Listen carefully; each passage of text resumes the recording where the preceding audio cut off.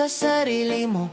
Ang itsura mong parang pinaglihis sa kabayo, pero lakas ng loob mo, mga sarat manglait. Di mo ba nakikita yung sarili mong pangit? Tingin ka muna sa salamin bago ka magsalita.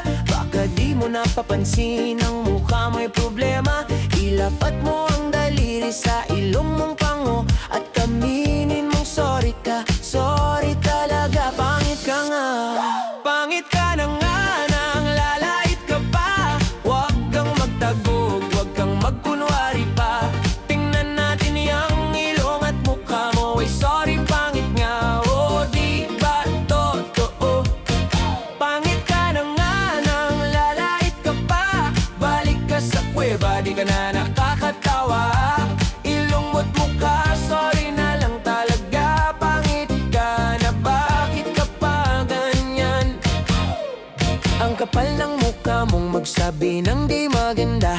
Eh ikaw mismo sa dilim lang nakakalma. Numingiti ka pa, nagpapakyut ka pa, pero sa totoo lang nakakatakot ka talaga. Kaya bago ka magsalita, magmuni-muni ka muna. Balikan mo ang itsura mo, baka kailangan ng planta. Patingin na ng ilong at mukha mo. Ay sorry, pangit nga, wag nang magtago. Pangit ka na nga, nang lalait ka pa. Huwag kang magtago, wag kang magkunwari pa. Tingnan natin yung ilong at mukha mo. Ay sorry, pangit nga, o di ba totoo?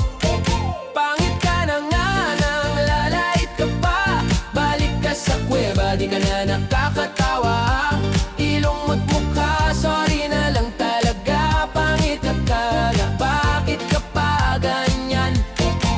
Di ko alam kung saan galing ang tapang mo. Baka di mo lang talaga namamalayan to. Pero kung gusto mo ng totoo, eto na, tanggapin mo. Pangit ka, aminin mo. Sorry pero totoo. Pangit ka na nga, nang lalait ka pa. Pangit nga, sorry na. Pangit ka na nga, nang lalait ka pa. Pangit nga, pangit nga, sorry na.